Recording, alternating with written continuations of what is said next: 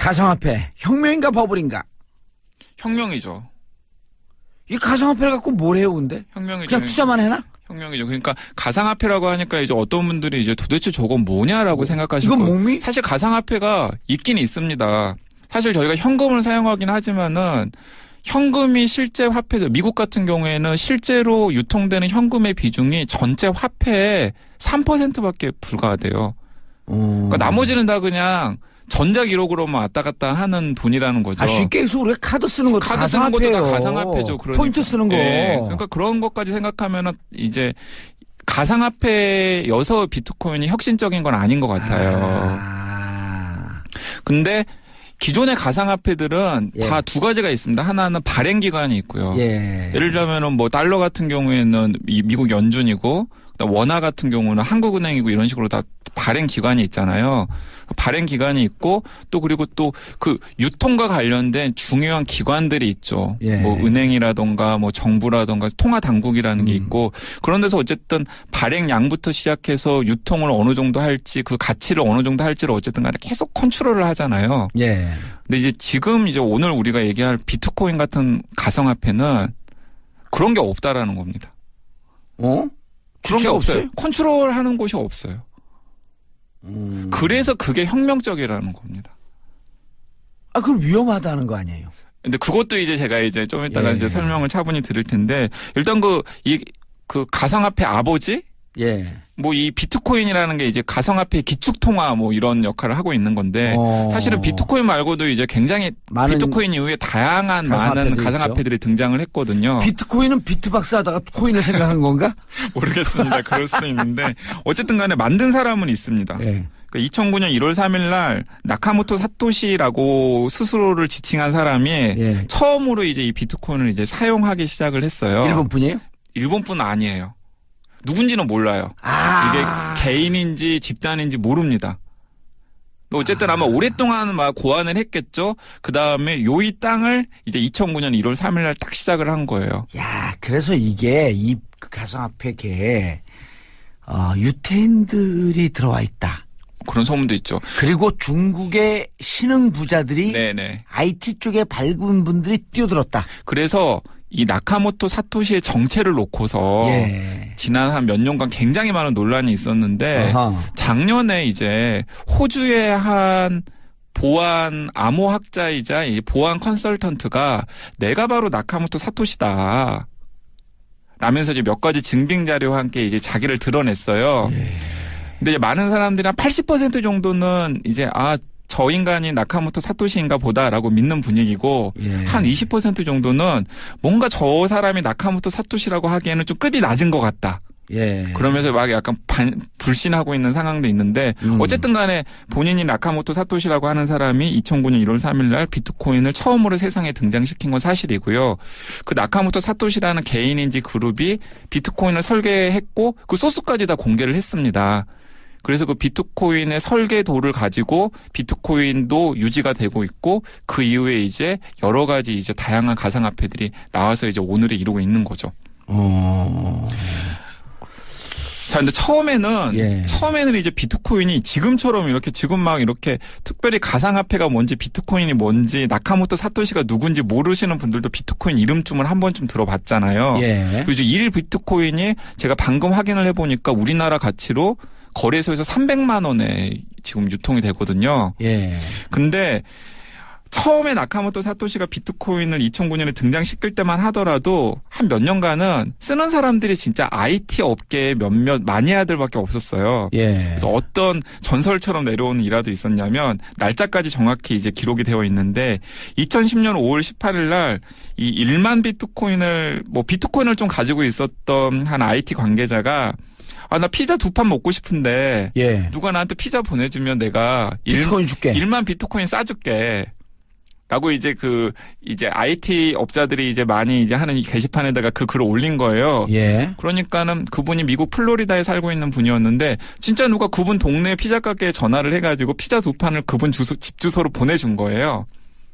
그럴 수 있잖아요, 당연히. 예. 그리고 비트코인 시장이 워낙 없고. 내가 지금 피자 2판 보내줬으니까 너 약속대로 나한테 비트코인 보내줘. 그러면서 자기 계정 주소를 올려놓은 거죠. 1만 비트코인. 1만 비트코인. 그러니까 실제로 1만 비트코인이 그 사람한테 간 겁니다. 예. 근데 1만 비트코인이 오늘 우리나라 돈으로 300만 원이니까 지금 몇억 원이겠어요. 오, 1,000억, 10억, 100억, 300억. 300억 원. 우와. 피자 두 판에 300억 원. 하나에 150억짜리 피자. 네, 그렇습니다. 인생 피자. 그러니까 만약에 그분이 그 1만 비트코인을 그냥 다른 데 사용하지 않고 예. 고스란히 가지고 있었다면 지금 거의 뭐 300억대 부자가 돼 있었겠죠. 네, 그런 좀 어처구니 없는 일들이 있었던 거고요. 아니, 우리 초등학생, 중학생들 사이에서. 네. 게임머니, 게임 포인트들 갖고 있잖아요. 네. 게임머니라 그러나요? 네, 게임머니. 네. 게임머니인데, 나 오늘 빵 먹고 싶은데 햄버거 먹고 싶은데 햄버거 주면 게임머니 얼마 줄게? 이러고 거래가 돼요. 거래가 된 거죠. 예. 그런 거죠. 근데 이제 게임머니 같은 경우는 이제 게임 회사가 발행을 한 거잖아요. 근데 이제 비트코인 같은 경우는 이제 나카모토 사토시라는 분이 설계를 해서 그 시스템을 만들긴 했지만은 사실은 그것이 굴러가고 있는 것은 아무런 컨트롤하는 기간 없이 굴러가고 있는 겁니다.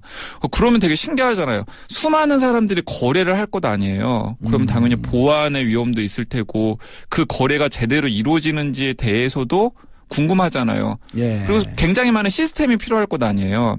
예를 들어서 우리가 뭐 국민은행이나 농협에다가 계좌를 만들고 거기서 거래를 하면은 당연히 국민은행이나 농협이 엄청나게 수익을 보잖아요. 수익을 보고 또 그 수익에 대한 대가로서 걔네들은 뭐 성능이 좋은 컴퓨터들로 데이터 센터를 운영을 하고 그 데이터에 기록도 남기고 뭐 여러 가지 그런 방호벽 같은 걸 쳐가지고 해킹으로부터 막고 문제가 생기면 자기들이 책임을 지고 만들려고 하지만은 뭐 그런 걸 하잖아요. 근데 비트코인 같은 경우에는 지금 1비트코인에 300만 원씩 거래가 되면서 지금 전 세계에서 거래가 되고 지금 이 순간에도 거래가 되고 있는데 컨트롤 타워가 없단 말이죠. 그럼 도대체 어떻게 유지가 될까 하고 많이 궁금하실 거예요. 이 대목이 바로 정말 이 나카모토 사토시가 천재 소리를 듣는 거고 비트코인의 가장 혁신적이고 혁명적인 대목입니다. 이런 건데 비트코인을 얻는 방법을 흔히 채굴이라고 해요. 마이닝. 마이닝이라고 이제 그 업계 사람들이 마이닝을 하는데. 금광이나 탄광 이런 데서 캐내는 거. 군함도에서 석탄 캐냈던. 네, 그걸 이제 IT 용어로 이제 비유해가지고 사용을 하는 건데요. 그러니까 이런 겁니다. 그러니까 하는 건 이런 거예요. 그러니까 굉장히 성능이 좋은 컴퓨터를 앞에다가 놓고 그쪽에서 랜덤하게 제시된 어떤 암호를 푸는 겁니다. 그 컴퓨터로. 시간이 꽤 걸려요. 컴퓨터 용량도 많이 들어가고. 그러면은 어쨌든 간에 뭔가 제시되어 있는 암호를 풀면은 굉장히 어려운 수학 문제라고도 할 수 있는데 그걸 풀면은 그것에 대한 대가로 비트코인이 지급이 되는 거예요. 채굴하는 거. 그걸 채굴하는 거라고 하는 겁니다. 근데 그 문제는 누가 제시해요? 근데 그걸 이제 랜덤하게 제시가 되는데 그리고 채굴량이 늘어날수록 점점 더 그 난이도가 어려워져요. 그게 진짜. 예. 그리고 또 한 문제를 풀었을 때 얻을 수 있는 비트코인의 양도 줄어들고. 근데 이제 제가 왜 갑자기 채굴 얘기를 꺼내냐면은 지금 전 세계에서 예를 들어서 비트코인을 채굴하고 있는 컴퓨터가 10,000대라고 한다면은 바로 그 10,000대 시스템에 비트코인에 오가는 모든 거래 정보 이런 것들이 저장이 된다라는 겁니다. 그러면 그러니까 이런 거죠. 그러니까 나는 정말 이기적인 목적으로 비트코인을 한번 벌어보려고 고용량의 컴퓨터를 만들어가지고 막 뭔가 삽질을 하는 거예요. 그런데 그 경제적 수단의 대가로 나는 비트코인을 얻지만은 그 마이닝하는 과정 자체가 비트코인이 굴러가게 하는 겁니다. 마이닝하는 과정 자체가 바로 비트코인 시스템을 유지하게 하는 일이 된다는 거죠. 관심이 없으면 비트코인이 유지가 안 되는데 관심 있는 사람은 제가 비트코인 해갖고 1,000개를 채굴했대? 100개를 채굴하니까 얼마야 저게 3천만 3억이야? 나도 해야지. 그래서 좋은 시스템, 좋은 컴퓨터를 가지고 해가지고 이제 그런 사람들이 전 세계 10,000명이라 그런다면 그 10,000명들이 막 뭔가 마이닝을 하고 있을 것 아니에요. 그리고 마이닝 하는데 문제 던져지는 게 자기 시스템이 자동적으로 돌아갈 수 있도록 하는. 좋은 컴퓨터가 접근하면 접근할수록 랜덤의 문제는 점점 더 어려운 문제가 자체 생산이 되는 프로그램을 개발을 한 거죠. 그러니까 예를 들어서 NSA 이런 데서 비트코인 시스템을 해킹을 해보려고 막 시도를 한 거예요. 할 수가 없어요. NSA 미국의 국가안보국 같은 데서 비트코인 시스템을 한번 해킹을 해보려고 막 여러 가지 시도를 한 겁니다. 근데 NSA가 가지고 있는 가장 성능이 좋은 슈퍼컴퓨터로도 감당이 안 되는 거예요. 어떻게 된 거야? 왜냐하면 전 세계에 엄청나게 성능이 좋은 컴퓨터를 가지고 있는 10,000명, 20,000명, 30,000명이 마이닝을 막 하고 있기 때문에 그 개미들을 못 이기는 거예요. 이른바 슈퍼컴을 이길 수 있는 작은 컴퓨터 집단이 만들어진 하나의 네트워크인데 이게 인간으로 얘기하면 집단 지성이 맞습니다. 위키피디아가 만들어진 거네. 맞습니다. 그렇게 생각하시면 돼요. 그러니까 이른바 화폐계의 위키피디아. 그러네. 그런 식으로 비유를 하시면 돼요. 브리테니카는 자기의 슈퍼컴퓨터를 갖고 네. 내 정보를 오픈하지 않고 네. 여기 갖고 돈 내고 써라. 근데 네. 위키피디아는 무슨 얘기야? 각자 좋은 정보 갖고 있는 사람들이 전 세계에 다 모여. 네. 이 모여 있는 게 전 세계 어느 슈퍼컴퓨터도 이길 수 있는 최강의 백과사전이 됐듯이 네. 최강의 화폐가 된 거네. 근데 이제 위키피디아는 이제 약간의 그런 공공성이나 선의가 거기에 끼어들잖아요. 네, 여긴 자본성. 근데 여기는 자본성. 나의 이익을 위해서 막 내가 좋은 시스템 컴퓨터를 하고 막 열심히 시간 투자를 하고 막 전기도 엄청나게 많이 먹거든요.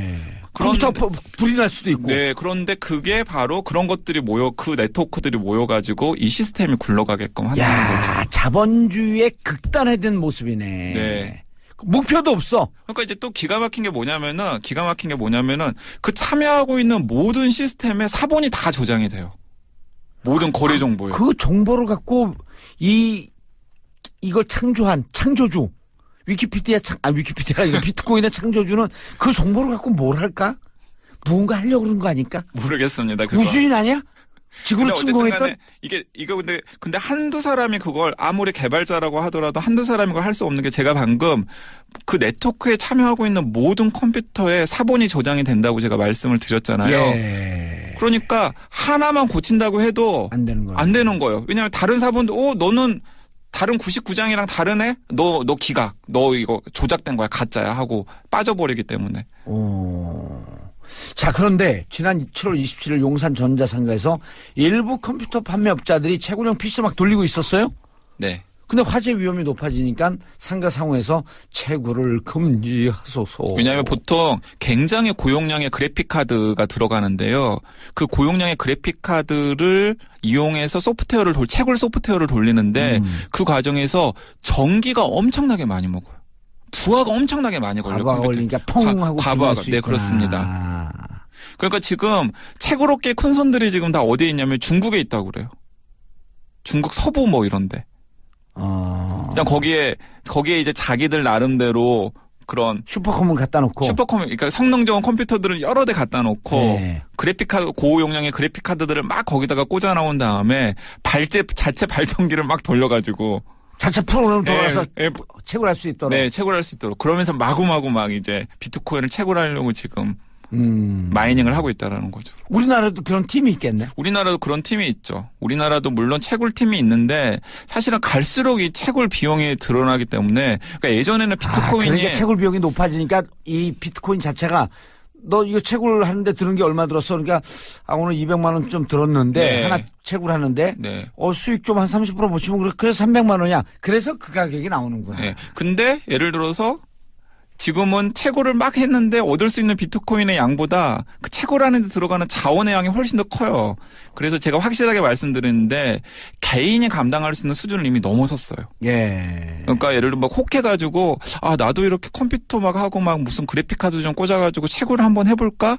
그러면 하나 채굴하는데 1,000만 원 들어. 네, 거기에 들어가는 전기세, 뭐 시스템 비용 이런 것들이 훨씬 더 많이 들기 때문에. 근데 비트코인이 아무런 목적 없이 그냥 캐는 거 아니야? 캐면 돈 되니까. 네. 그러니까 이런 거예요. 옛날에 그 무슨 영화에 막 뛰면은 그 뒤에 사람들이 쫓아가고 그 하나의 역사가 되고 하나의 그냥 무슨 기사가 되잖아요. 네, 어디로 가는지 본인도 모르고 네. 뛰는데 그게 뭐였었죠? 그 영화가? 저도 그 영화는 생각이 안 납니다. 예. 근데 사실은 비트코인을 설계했던 분들 자체는 그게 있었긴 해요. 그러니까 목적이 있었긴 합니다. 왜냐하면 지금 뭐 달러나 아니면은 뭐 위안화 같은 거 인플레가 계속 문제잖아요. 예. 중앙정부가 자기 필요에 의해서 돈들을 계속 찍어내니까 그리고 또 화폐 권력을 가지고 있는 사람들이 세계 경제를 쥐락펴락하잖아요. 예. 그러니까 이제 IT 쪽에 있으신 분들이 약간 무정부주의자, 아나키스트 성향을 가지신 분들이 많잖아요. 야, 비트코인 누가 만든지 나 알았다. 중국의 그 경영학자. 네. 화폐 전쟁 쓴 그분. 저 갑자기 이름이 생각이 안 나는데. 저도 이름 생각 안 나는데 그분이 네. 썼을 가능성이 높은데 화폐에 대한 적대적 분노를 갖고 맞아요. 있거든요. 근데 그런 분들이 많이 있습니다. 그러니까 그런 분들이 그렇다면은 차라리 무슨 발행 주체도 없고 컨트롤하는 기관이나 사람도 따로 없는 대안화폐를 만들어가지고 우리끼리 사용을 하면 국경도 없고 언제든지 사용할 수 있는 화폐를 만들어 보면 좋지 않을까 하는 취지에서 이제 만들어졌는데 예. 이제 지금은 사실은 비트코인이 약간 그런 수단이 되어버린 것 같아요. 약간 금을 대체하는 자산 축적의 수단, 아하. 혹은 투기의 수단, 예. 혹은 또 이건 거래 내용 자체는 100% 기록이 되는데 거래 주체가 누군지는 익명되어 숨을 수가 있거든요. 예. 그러다 보니까 저번에 랜섬웨어 몸값으로 그렇죠. 그 컴퓨터를 데이터를 인질로 삼은 다음에 몸값을 요구했는데 그 몸값을 뭘로 달라고? 비트코인으로 달라고. 화폐 전쟁 수홍빙. 예, 그런 용도로 막 사용이 될 수 있는 거죠. 오호.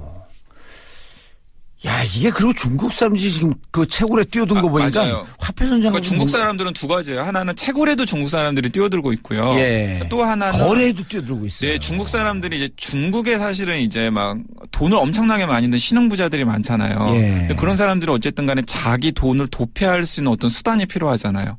중앙 정부의 눈을 피해서. 예. 그래서 그런 용도로도 또 이 비트코인 같은 가상화폐가 많이 사용되고 있다라는 얘기도 실생활에서 못 쓰잖아요. 실생활에 쓸 수가 있어요, 사실. 아니 제가 네. 정확하진 않은데 네. 뭐 투자하시는 분이 비트코인을 하는 것 같아요. 네네네. 근데 이분이 연결되어 있는 세계 네트워킹에 서로 누군지 몰라. 네. 이 비트코인으로 동남아시아 세계 휴양지 이 빌라를 다 사버린 거예요. 그러니까 비트코인으로 돈도 벌면서 이게 멤버십으로 돼갖고 세계 모든 휴양지를 갈 때 50%로 싼 비용으로 가고 항공 이용할 때도 싸게 이용하고 그래서 무슨 논리냐 그러니까 아니 우리 여기 투자한 사람들은 이 멤버십을 갖고 그렇게 어딘가에서 싼 값으로 비행기가 퍼스트 클래스가 이코노미 클래스 가격으로 오고 네네. 그럼 되는 거예요. 네. 그러니까 비트코인을 갖고 있는 사람들이 하드웨어를 다 사버린 거야. 근데 이게 다 중국인이 되는 거예요. 느낌이 오죠. 그러니까 중국 사람들이 비트코인 업계 혹은 가상화폐 업계에 큰 손인 건 사실입니다. 근데 이분들이 그 다음 단계로 비트코인이 허공에 있는 거니까 어느 날 갑자기 사라질지 모른다고 하면서 오프라인하고 연결을 시켜버린 거예요. 그럴 수 있겠군요. 그러다 보니 이 보험업계 큰 손이가 마구 파고 들어가 봤어요. 제가 이 얘기를 들은 지가 1년 넘었거든요. 네네네. 근데 휴양지도 갖고 있고 호텔도 갖고 있고 호텔도 싼 가격 항공사까지도 싼 가격. 근데 어쨌든 전 세계에 지금 돈 좀 있으신 큰 손들이 되게 비트코인을 일종의 자산 축적 수단으로 자금 도피. 네, 혹은 자금 도피 수단으로 삼고 있는 건 사실인 것 같고요. 최순실이 들어가 있지 않을까? 그건 잘 모르겠습니다. 최순실의 머리로 비트코인을 할까? 비트박스는 몰라도. 근데 그것과는 별개로 비트코인의 역사가 굉장히 오래되었기 때문에 비트코인 올 초에 비트코인 가격이 좀 출렁인 적이 있었는데요. 오른 적이 있었는데 그건 일본 정부가 비트코인을 일종의 결제 수단으로 삼겠다. 라고 얘기를 하면서 비트코인 가격이 또 가파르게 상승한 적이 있었어요.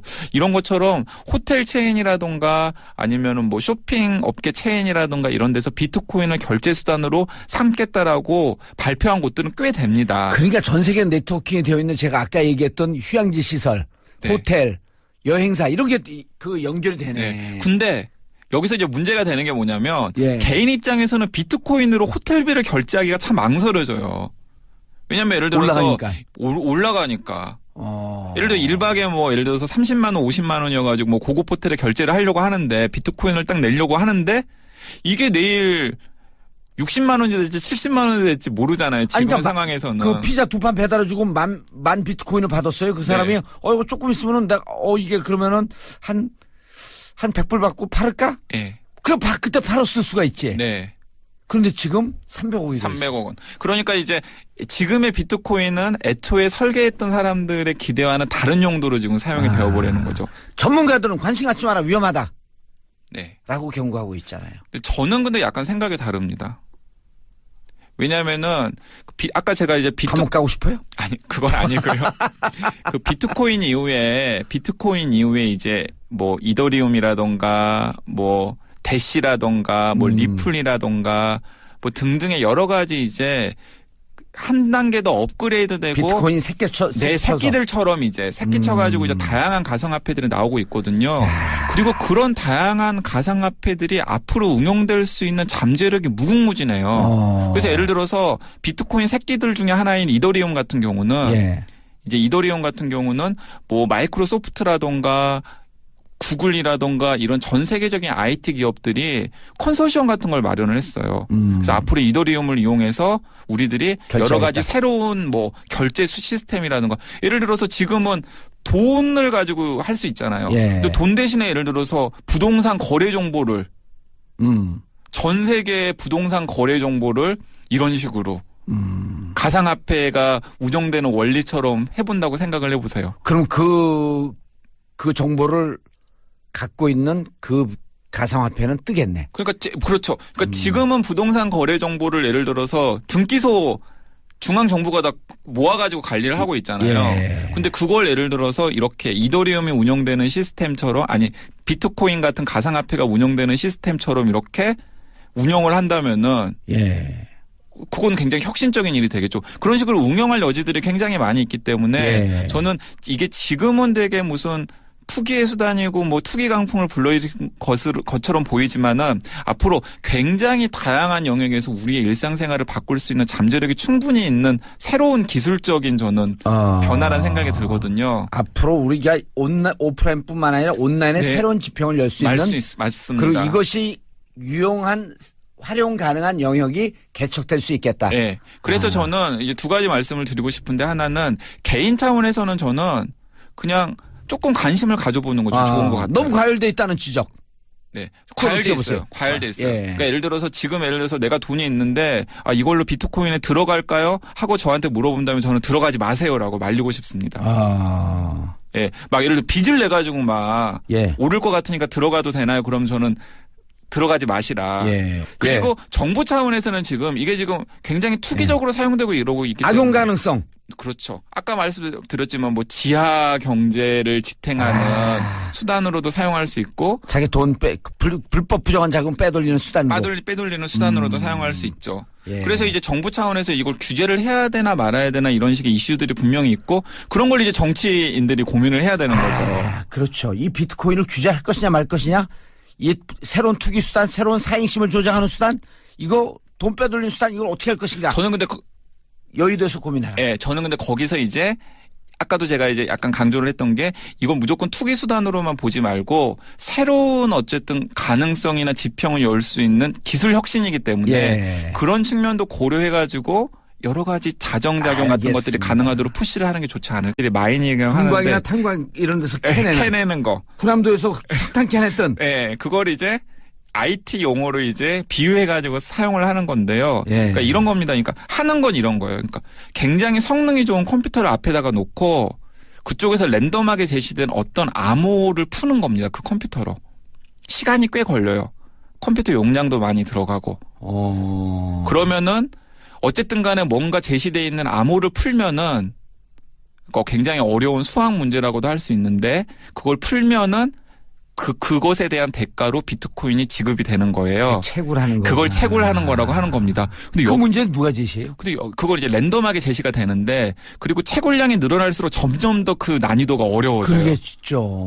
그리고 또 한 문제를 풀었을 때 얻을 수 있는 비트코인의 양도 줄어들고. 근데 이제 제가 왜 갑자기 채굴 얘기를 꺼내냐면은 지금 전 세계에서 예를 들어서 비트코인을 채굴하고 있는 컴퓨터가 10,000대라고 한다면은 바로 그 10,000대 시스템에 비트코인에 오가는 모든 거래 정보 이런 것들이 조장이 된다라는 겁니다. 그러면 그러니까 이런 거죠. 그러니까 나는 정말 이기적인 목적으로 비트코인을 한번 벌어보려고 고용량의 컴퓨터를 만들어가지고 막 뭔가 삽질을 하는 거예요. 그런데 그 경제적 수단의 대가로 나는 비트코인을 얻지만은 그 마이닝하는 과정 자체가 비트코인이 굴러가게 하는 겁니다. 마이닝하는 과정 자체가 바로 비트코인 시스템을 유지하게 하는 일이 된다는 거죠. 관심이 없으면 비트코인이 유지가 안 되는데 관심 있는 사람은 제가 비트코인 해갖고 1,000개를 채굴했대 100개를 채굴하니까 얼마야 저게 3,000만 3억이야? 나도 해야지. 그래서 좋은 시스템, 좋은 컴퓨터를 가지고 해가지고 이제 그런 사람들이 전 세계 10,000명이라 그런다면 예. 그 10,000명들이 막 뭔가 마이닝을 하고 있을 것 아니에요. 그리고 마이닝 하는데 문제 던져지는 게 자기 시스템이 자동적으로 돌아갈 수 있도록 하는. 좋은 컴퓨터가 접근할수록 랜덤의 문제는 점점 더 어려운 문제가 자체 생산이 되는 프로그램을 개발을 한 거죠. 그러니까 예를 들어서 NSA 이런 데서 비트코인 시스템을 해킹을 해보려고 막 시도를 한 거예요. 할 수가 없어요. NSA 미국의 국가안보국 같은 데서 비트코인 시스템을 한번 해킹을 해보려고 막 여러 가지 시도를 한 겁니다. 근데 NSA가 가지고 있는 가장 성능이 좋은 슈퍼컴퓨터로도 감당이 안 되는 거예요. 어떻게 된 거예요? 왜냐하면 전 세계에 엄청나게 성능이 좋은 컴퓨터를 가지고 있는 10,000명, 20,000명, 30,000명이 마이닝을 막 하고 있기 때문에 그 개미들을 못 이기는 거예요. 이른바 슈퍼컴을 이길 수 있는 작은 컴퓨터 집단이 만들어진 하나의 네트워크인데 이게 인간으로 얘기하면 집단 지성이 맞습니다. 위키피디아가 만들어진 거네. 맞습니다. 그렇게 생각하시면 돼요. 그러니까 이런 화폐계의 위키피디아. 그런 식으로 비유를 하시면 돼요. 브리테니카는 자기의 슈퍼컴퓨터를 갖고 내 정보를 오픈하지 않고 여기 갖고 돈 내고 써라. 근데 위키피디아는 무슨 얘기야? 각자 좋은 정보 갖고 있는 사람들이 전 세계에 다 모여. 이 모여 있는 게 전 세계 어느 슈퍼컴퓨터도 이길 수 있는 최강의 백과사전이 됐듯이 최강의 화폐가 된 거네. 근데 이제 위키피디아는 이제 약간의 그런 공공성이나 선의가 거기에 끼어들잖아요. 여긴 자본성. 근데 여기는 자본성. 나의 이익을 위해서 막 내가 좋은 시스템 컴퓨터를 하고 막 열심히 시간 투자를 하고 막 전기도 엄청나게 많이 먹거든요. 이렇게 지금 막 이렇게 특별히 가상화폐가 뭔지 비트코인이 뭔지 나카모토 사토시가 누군지 모르시는 분들도 비트코인 이름쯤을 한 번쯤 들어봤잖아요. 그리고 이제 1 비트코인이 제가 방금 확인을 해보니까 우리나라 가치로 거래소에서 300만 원에 지금 유통이 되거든요. 근데 처음에 나카모토 사토시가 비트코인을 2009년에 등장시킬 때만 하더라도 한 몇 년간은 쓰는 사람들이 진짜 IT 업계에 몇몇 마니아들밖에 없었어요. 그래서 어떤 전설처럼 내려오는 일화도 있었냐면 날짜까지 정확히 이제 기록이 되어 있는데 2010년 5월 18일 날 이 1만 비트코인을 비트코인을 좀 가지고 있었던 한 IT 관계자가 나 피자 2판 먹고 싶은데 누가 나한테 피자 보내주면 내가 비트코인 줄게. 1만 비트코인 싸줄게. 라고 이제 이제 IT 업자들이 이제 많이 이제 하는 게시판에다가 그 글을 올린 거예요. 그러니까는 그분이 미국 플로리다에 살고 있는 분이었는데 진짜 누가 그분 동네 피자 가게에 전화를 해가지고 피자 2판을 그분 집 주소로 보내준 거예요. 그럴 수 있잖아요, 당연히. 그리고 비트코인 시장이 워낙 없고. 내가 지금 피자 2판 보내줬으니까 너 약속대로 나한테 비트코인 보내줘. 그러면서 자기 계정 주소를 올려놓은 거죠. 1만 비트코인. 그러니까 실제로 1만 비트코인이 그 사람한테 간 겁니다. 근데 1만 비트코인이 오늘 우리나라 돈으로 300만 원이니까 지금 몇 억 원이겠어요. 1,000억, 10억, 100억, 300억 원. 우와. 피자 2판에 300억 원. 하나에 150억짜리 피자. 네, 그렇습니다. 인생 피자. 그러니까 만약에 그분이 그 1만 비트코인을 진짜 다른 데 사용하지 않고 고스란히 가지고 있었다면 지금 거의 300억대 부자가 돼 있었겠죠. 그런 어처구니 없는 일들이 있었던 거고요. 아니, 우리 초등학생, 중학생들 사이에서 게임머니, 게임 포인트들 갖고 있잖아요. 게임머니라 그러나요? 네, 게임머니. 게임머니인데, 나 오늘 빵 먹고 싶은데 햄버거 먹고 싶은데 햄버거 주면 게임머니 얼마 줄게 이러고 거래가 된 거죠. 그런 거죠. 근데 이제 게임머니 같은 경우는 이제 게임 회사가 발행을 한 거잖아요. 근데 이제 비트코인 같은 경우는 이제 나카모토 사토시라는 분이 설계를 해서 그 시스템을 만들긴 했지만은 사실은 그것이 굴러가고 있는 것은 아무런 컨트롤하는 기간 없이 굴러가고 있는 겁니다. 그러면 되게 신기하잖아요. 수많은 사람들이 거래를 할 것 아니에요. 그러면 당연히 보안의 위험도 있을 테고 그 거래가 제대로 이루어지는지에 대해서도 궁금하잖아요. 그리고 굉장히 많은 시스템이 필요할 것 아니에요. 예를 들어서 우리가 국민은행이나 농협에다가 계좌를 만들고 거기서 거래를 하면은 당연히 국민은행이나 농협이 엄청나게 수익을 보잖아요. 수익을 보고 또 그 수익에 대한 대가로서 걔네들은 성능이 좋은 컴퓨터들로 데이터 센터를 운영을 하고 그 데이터에 기록도 남기고 여러 가지 그런 방호벽 같은 걸 쳐가지고 해킹으로부터 막고 문제가 생기면 자기들이 책임을 지고 만지려고 하지만은 뭐 그런 걸 하잖아요. 근데 비트코인 같은 경우에는 지금 1비트코인에 300만 원씩 거래가 되면서 지금 전 세계에서 거래가 되고 지금 이 순간에도 거래가 되고 있는데 컨트롤 타워가 없단 말이죠. 그럼 도대체 어떻게 유지가 될까 하고 많이 궁금하실 거예요. 이 대목이 바로 정말 이 나카모토 사토시가 천재 소리를 듣는 거고 비트코인의 가장 혁신적이고 혁명적인 대목입니다. 이런 건데 비트코인을 얻는 방법을 흔히 채굴이라고 해요. 마이닝이라고 이제 그 업계 사람들. 컴퓨터 불이 날 수도 있고. 네, 그런데 그게 바로 그런 것들이 그 네트워크들이 모여가지고 이 시스템이 굴러가게끔 하는 거죠. 자본주의의 극단화된 모습이네. 네. 목표도 없어. 그러니까 이제 또 기가 막힌 게 뭐냐면은 그 참여하고 있는 모든 시스템에 사본이 다 저장이 돼요. 모든 거래 정보에. 그 정보를 갖고 이걸 창조한 창조주. 위키피디아가 아니라 비트코인의 창조주는 그 정보를 갖고 뭘 할까? 무언가 하려고 그런 거 아닐까? 모르겠습니다. 그거. 우주인 아니야? 지구로 침공했던? 이거 근데 한두 사람이 그걸 아무리 개발자라고 하더라도 한두 사람이 그걸 할 수 없는 게 제가 방금 그 네트워크에 참여하고 있는 모든 컴퓨터에 사본이 저장이 된다고 제가 말씀을 드렸잖아요. 그러니까 하나만 고친다고 해도 안 되는 거예요. 왜냐하면 다른 사본도 너는 다른 99장이랑 다르네? 너 기각. 너 이거 조작된 거야. 가짜야. 하고 빠져버리기 때문에. 자, 그런데 지난 7월 27일 용산 전자상가에서 일부 컴퓨터 판매업자들이 채굴형 PC 막 돌리고 있었어요? 네. 근데 화재 위험이 높아지니까 상가 상호에서 채굴을 금지하소서. 왜냐하면 보통 굉장히 고용량의 그래픽 카드가 들어가는데요. 그 고용량의 그래픽 카드를 이용해서 채굴 소프트웨어를 돌리는데 그 과정에서 전기가 엄청나게 많이 먹어요. 부하가 엄청나게 많이 걸려요. 과부하가 걸리니까 펑 하고 과부하가. 네, 그렇습니다. 그러니까 지금 채굴업계 큰 손들이 지금 다 어디에 있냐면 중국에 있다고 그래요. 중국 서부 뭐 이런데.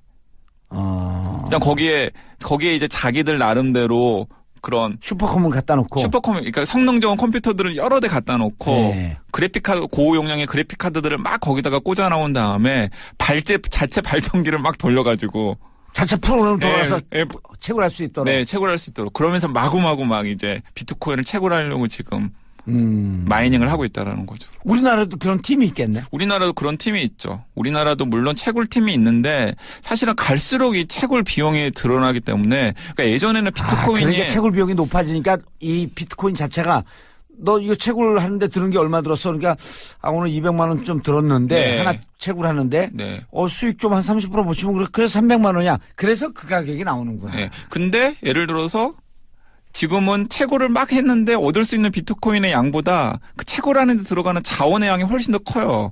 그래서 제가 확실하게 말씀드리는데 개인이 감당할 수 있는 수준을 이미 넘어섰어요. 그러니까 예를 들어 막 혹해가지고 나도 이렇게 컴퓨터 막 하고 막 무슨 그래픽 카드 좀 꽂아가지고 채굴을 한번 해볼까? 그러면 하나 채굴하는데 1,000만 원 들어. 네, 거기에 들어가는 전기세, 뭐 시스템 비용 이런 것들이 훨씬 더 많이 들기 때문에. 근데 비트코인이 아무런 목적 없이 그냥 캐는 거 아니야? 캐면 돈 되니까. 네.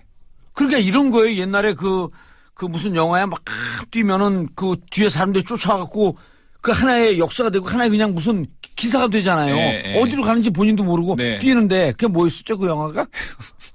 저도 그 영화는 생각이 안 납니다. 근데 사실은 비트코인을 설계했던 분들 자체는 그게 있었긴 해요. 그러니까 목적이 있었긴 합니다. 왜냐하면 지금 뭐 달러나 아니면은 뭐 위안화 같은 거 인플레가 계속 문제잖아요. 중앙 정부가 자기 필요에 의해서 돈들을 계속 찍어내니까 그리고 또 화폐 권력을 가지고 있는 사람들이 세계 경제를 쥐락펴락하잖아요. 그러니까 이제 IT 쪽에 있으신 분들이 약간 무정부주의, 이제 아나키스트 성향을 가지신 분들이 많잖아요. 야, 비트코인 누가 만든지 나 알았다. 중국의 그 경영학자, 화폐 전쟁 쓴 그분. 저 갑자기 이름이 생각이 안 나는데. 저도 이름 생각 안 나는데 그분이 썼을 가능성이 높은데 화폐에 대한 적대적 분노를 갖고 있거든요. 근데 그런 분들이 많이 있습니다. 그러니까 그런 분들이 그렇다면은 차라리 무슨 발행 주체도 없고 컨트롤하는 기관이나 사람도 따로 없는 대안화폐를 만들어가지고 우리끼리 사용을 하면 국경도 없고 언제든지 사용할 수 있는 화폐를 만들어 보면 좋지 않을까 하는 취지에서 이제 만들어졌는데 지금은 사실은 비트코인이 약간 그런 수단이 되어버린 것 같아요. 약간 금을 대체하는 자산 축적의 수단, 혹은 투기의 수단 예. 혹은 또 이건 거래 내용 자체는 100% 다 기록이 되는데 거래 주체가 누군지는 익명되어 숨을 수가 있거든요. 예. 그러다 보니까 저번에 랜섬웨어 몸값으로 그렇죠. 인질 그 컴퓨터를 데이터를 인질로 삼은 다음에 몸값을 요구했는데 그 몸값을 뭘로 달라고? 비트코인으로 달라고. 화폐 전쟁 수홍빙. 예, 그런 용도로 막 사용이 될 수 있는 거죠. 오호. 야, 이게 그리고 중국 사람들이 지금 그 채굴에 뛰어든 거 보니까 맞아요. 화폐 전쟁. 그러니까 중국 사람들은 두 가지예요. 하나는 채굴에도 중국 사람들이 뛰어들고 있고요. 예. 또 하나는 거래에도 뛰어들고 있어요. 네, 중국 사람들이 이제 중국에 사실은 이제 막 돈을 엄청나게 많이 든 신흥부자들이 많잖아요. 예. 그런 사람들이 어쨌든 간에 자기 돈을 도피할 수 있는 어떤 수단이 필요하잖아요. 중앙 정부의 눈을 피해서. 예. 그래서 그런 용도로도 또 이 비트코인 같은 가상화폐가 많이 사용되고 있다라는 얘기도 실생활에서 들립니다. 못 쓰잖아요. 실생활에 쓸 수가 있어요, 사실. 아니, 제가 네. 정확하진 않은데. 네. 뭐 투자하시는 분이 비트코인을 하는 것 같아요. 네네네. 근데 이분이 연결되어 있는 세계 네트워킹에 서로 누군지 몰라. 네. 이 비트코인으로 동남아시아 세계 휴양지 이 빌라를 다 사버린 거예요. 그러니까 비트코인으로 돈도 벌면서 이게 멤버십으로 돼갖고 세계 모든 휴양지를 갈 때 50%로 싼 비용으로 가고 항공 이용할 때도 싸게 이용하고 그래서 무슨 논리냐 그러니까 아니 우리 여기 투자한 사람들은 이 멤버십을 갖고 그렇게 어딘가에서 싼 값으로 비행기가 퍼스트 클래스가 이코노미 클래스 가격으로 오고 네네. 그럼 되는 거예요. 네. 그러니까 비트코인을 갖고 있는 사람들이 하드웨어를 다 사버린 거야. 근데 이게 다 중국인이 되는 거예요. 느낌이 오죠. 그러니까 중국 사람들이 비트코인 업계 혹은 가상화폐 업계에 큰 손인 건 사실입니다. 근데 이분들이 그 다음 단계로 비트코인이 허공에 있는 거니까 어느 날 갑자기 사라질지 모른다고 하면서 오프라인하고 연결을 시켜버린 거예요. 그럴 수 있겠군요.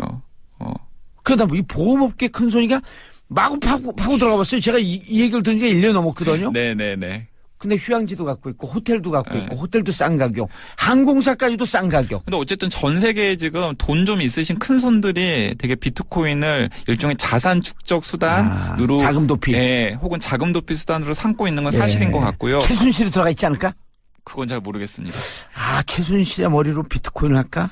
비트박스는 몰라도. 근데 그것과는 별개로 비트코인의 역사가 굉장히 오래되었기 때문에 비트코인 올 초에 비트코인 가격이 좀 출렁인 적이 있었는데요. 오른 적이 있었는데 그건 일본 정부가 비트코인을 일종의 결제 수단으로 삼겠다.